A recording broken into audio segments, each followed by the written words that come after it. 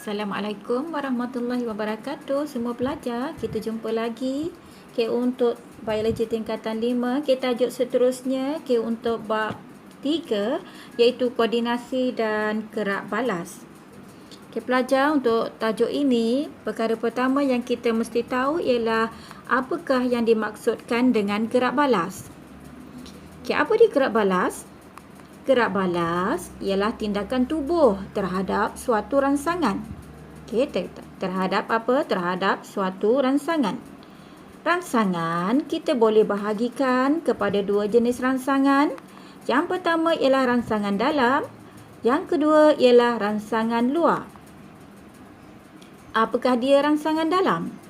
Rangsangan dalam ialah perubahan yang berlaku dalam badan kita. Okay, contoh perubahan yang berlaku dalam badan kita ialah tekanan osmosis darah, pH darah, dan sebagainya. Dan untuk rangsangan luar, ialah perubahan yang berlaku di luar badan kita. Apakah perubahan yang berlaku di luar badan kita? Contoh ya, perubahan suhu. Suhu boleh meningkat dan juga suhu boleh menurun. Dan juga mungkin berlaku perubahan kelembapan udara dan sebagainya. Seterusnya kita tengok gerak balas tumbuhan terhadap rangsangan luar.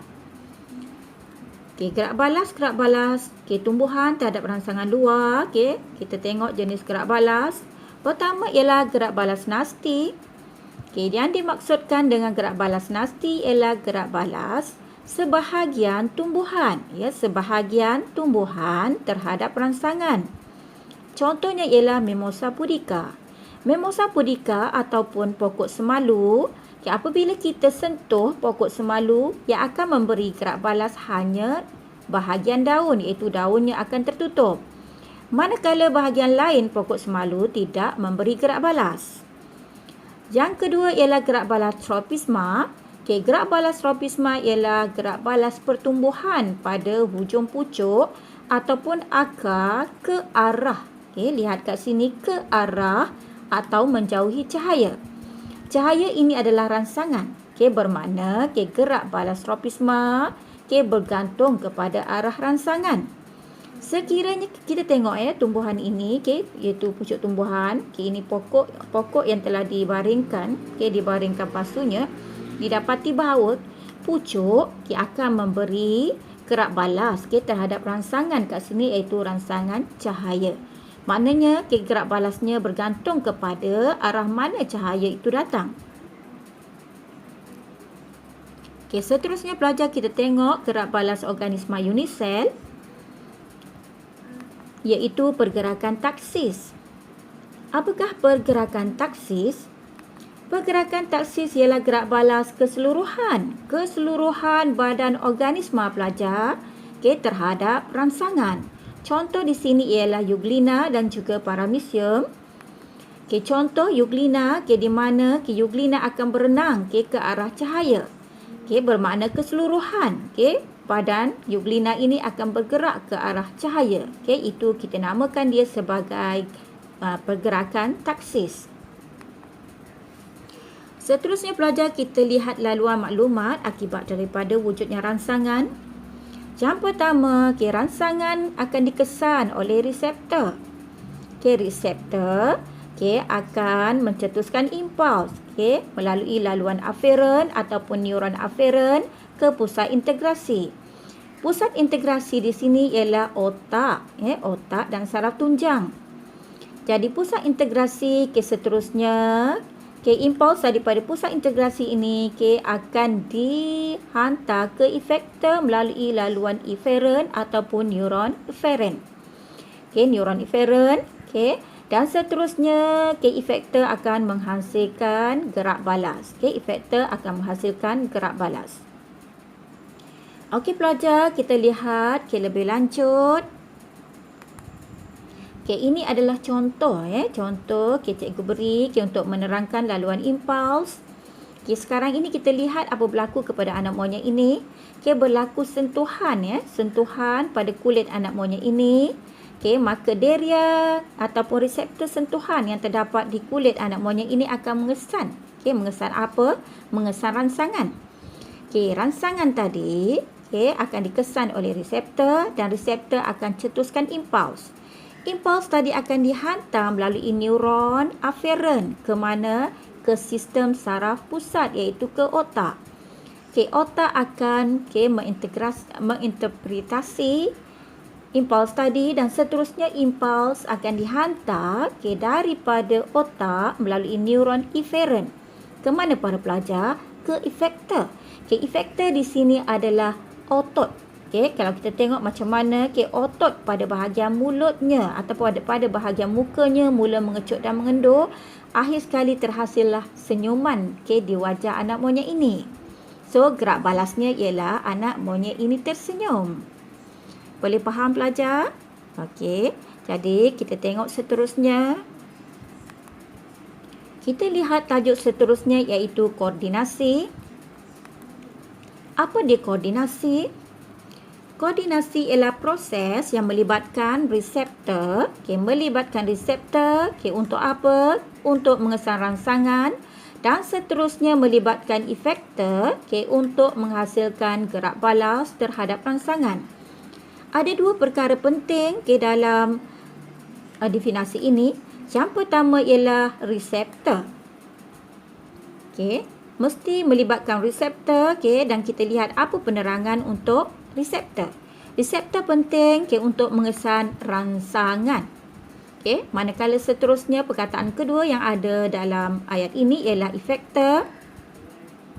Kita lihat apakah fungsi efektor. Efektor sangat penting untuk menghasilkan gerak balas. Efektor sangat penting untuk menghasilkan gerak balas dan efektor ini boleh ataupun mungkin otot ataupun mungkin juga kelenjar. Kita tengok koordinasi melibatkan dua bahagian utama ataupun dua sistem utama dalam badan kita. Yang pertama ialah sistem saraf, yang kedua ialah sistem endokrin. Sistem saraf dan sistem endokrin. Pelajar, kita tengok sistem saraf. Tengok organisasi sistem saraf boleh dibahagikan kepada dua. Yang pertama ialah sistem saraf pusat yang terdiri daripada otak dan juga saraf tunjang. Dan ini merupakan pusat kawalan badan. Pusat kawalan badan iaitu otak dan saraf tunjang. Kita tengok contoh, ini adalah otak dan sistem saraf tunjang ataupun dan saraf tunjang. Yang kedua ialah sistem saraf periferi. Ialah semua saraf bercabang dari sistem saraf pusat yang terdiri dari saraf kranium dan saraf spina. Yang terdiri daripada saraf kranium dan saraf spina. Kalau kita lihat daripada sistem saraf pusat, daripada otak, dia akan bercabang. Saraf yang bercabang daripada otak, kita namakan dia sebagai saraf kranium. Manakala saraf-saraf yang bercabang daripada saraf tunjang itu adalah saraf spina.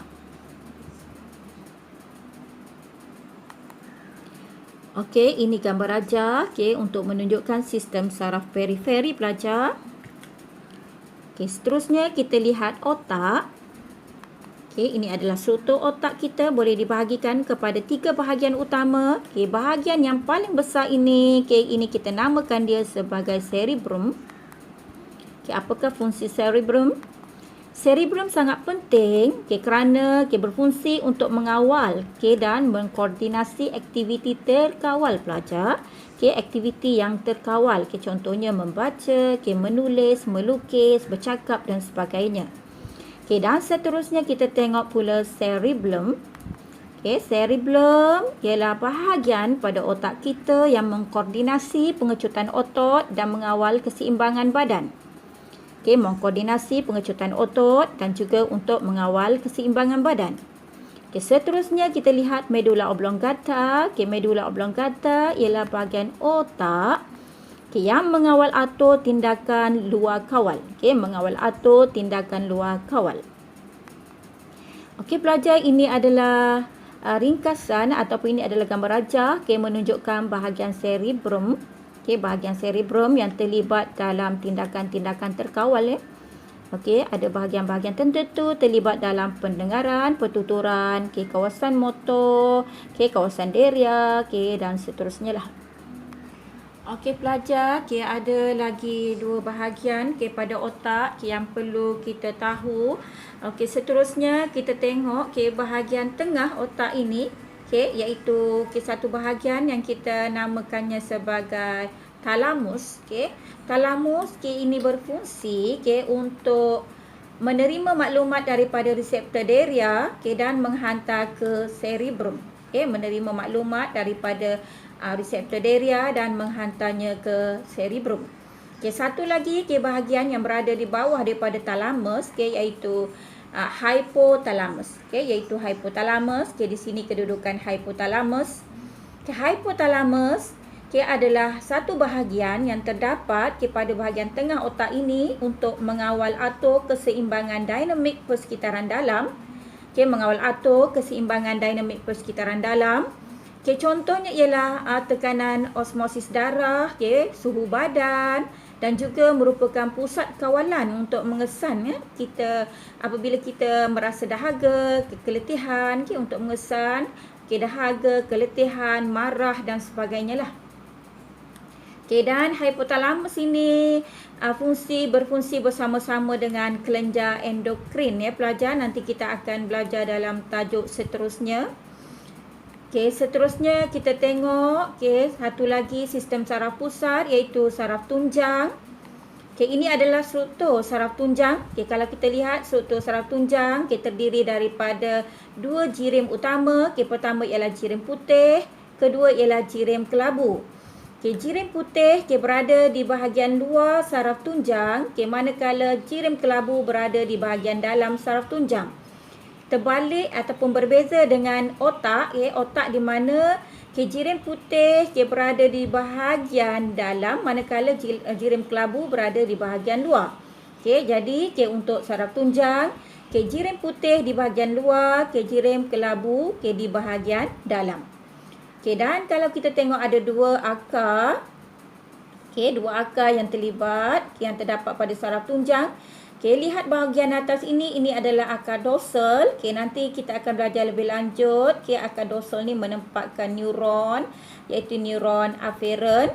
Dan nanti kita akan belajar lebih lanjut juga. Kita ada satu lagi kat sini ialah akar ventral. Nanti akar ventral ni akan menempatkan neuron iaitu neuron efferent.